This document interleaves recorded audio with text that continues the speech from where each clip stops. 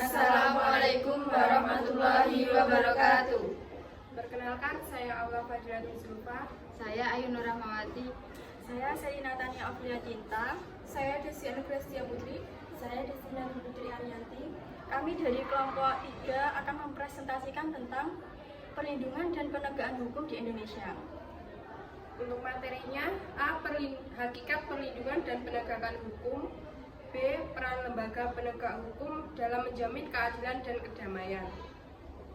A. Hakikat perlindungan dan penegakan hukum.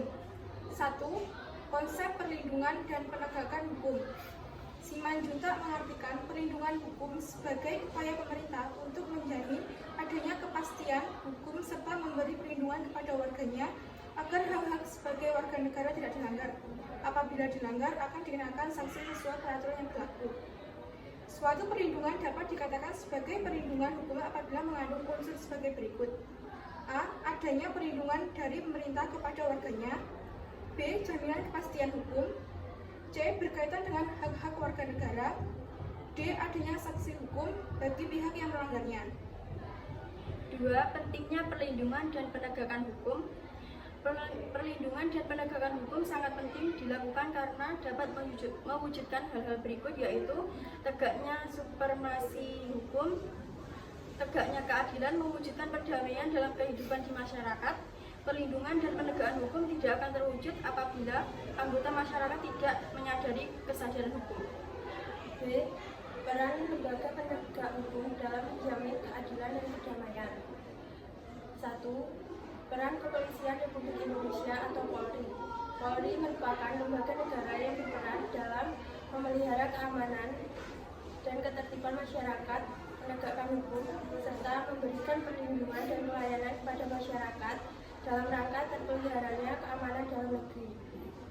Pasal 16 Undang-Undang Republik Indonesia Nomor 2 Tahun 2002 tentang Kepolisian Republik Indonesia telah menetapkan kewenangan sebagai berikut. A. Melakukan penangkapan, pertahanan, penggeledahan, dan penyitaan. B.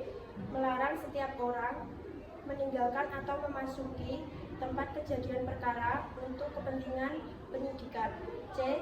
Membawa dan menghadapkan orang kepada penyidik dalam rangka penyidikan.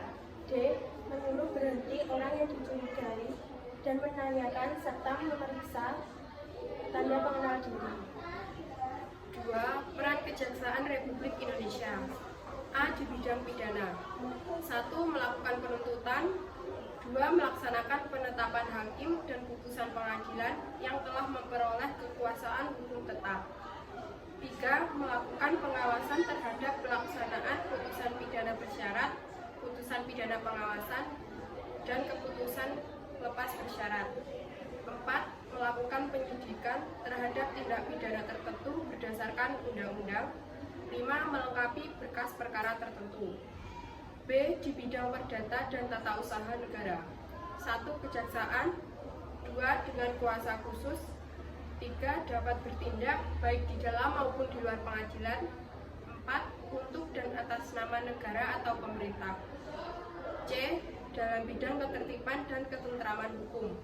1. Peningkatan kesadaran hukum masyarakat. 2. Pengamanan kebijakan penegakan hukum. 3. Pengawasan peredaran barang cetakan.